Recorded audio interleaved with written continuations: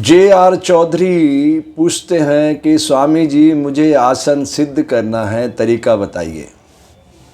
चौधरी जी, आपका बहुत अच्छा प्रश्न है, मैं आपका हार्दिक अभिनंदन करता हूं।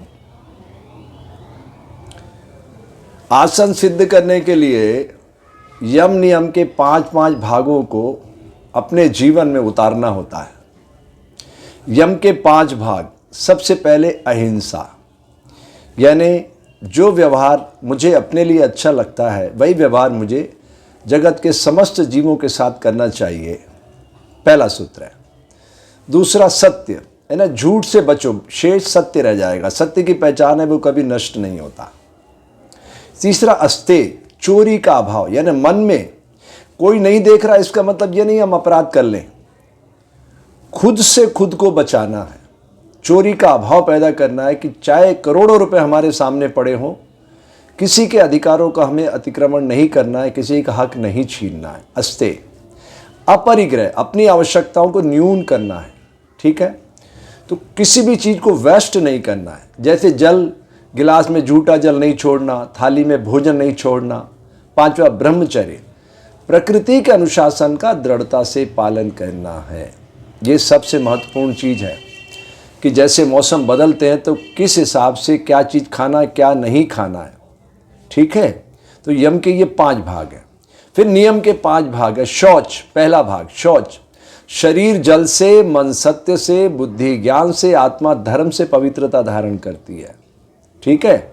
संतोष, आत्मप्रिय कार्य करना, जो मिल गया उसी को मुकद्दर समझ लिया, ये तो मजबूरी है ना। आत्मप्रिय कार्य करने से संतोष प्राप्त होता है। तब की गई भूलों का प्रायश्चित करना, गलती करना मानव स्वभाव है, दोहराना पशुता है, सुधारना मानवता है। स्वाध्याय, अपने स्वरूप का चिंतन करना कि प्रकृति ने मुझे किस उद्देश्य के लिए भेजा है।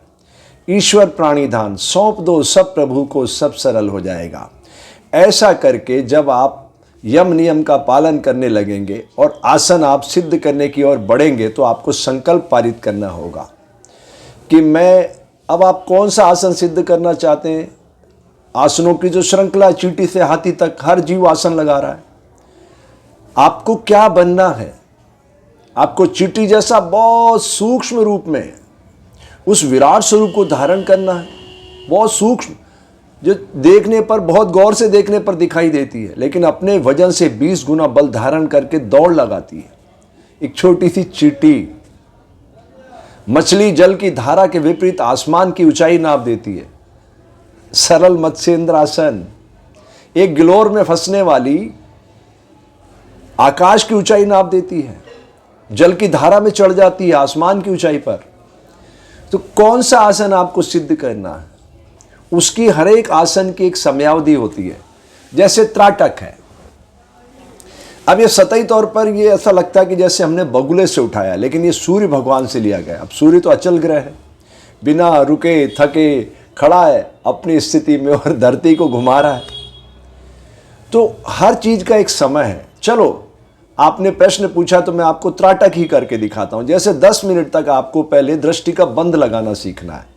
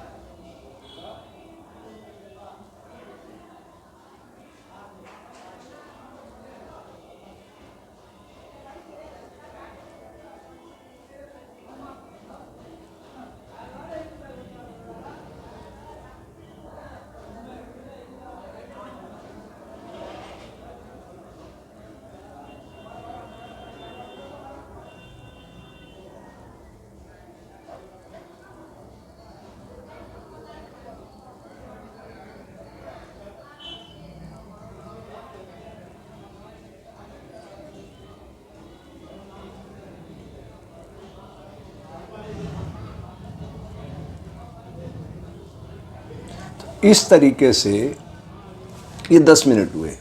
तो काम, क्रोध, मद, मोह, लोभ, ये 5 हमारे लिए रॉ मटेरियल दिए हैं प्रकृति ने। काम को राम में बदलना है तो 10 मिनट, क्रोध को बोध में बदलना है तो 10 मिनट। तो इस तरह से ये जो काम, क्रोध, मद, मोह, लोभ है, 50 मिनट की इसकी टाइमिंग है त्राटक की। पर मैं ये नहीं कह रहा हूँ चौधरी जी कि आज ही आप 50 मिनट कर लो। आप नोट करिए, एक डायरी बनाइए कि आप कितनी देर सहजता से आँखों को बिना पलक झपकाए एक स्थिति में रख सकते हैं, दृष्टि का बंद लगा के।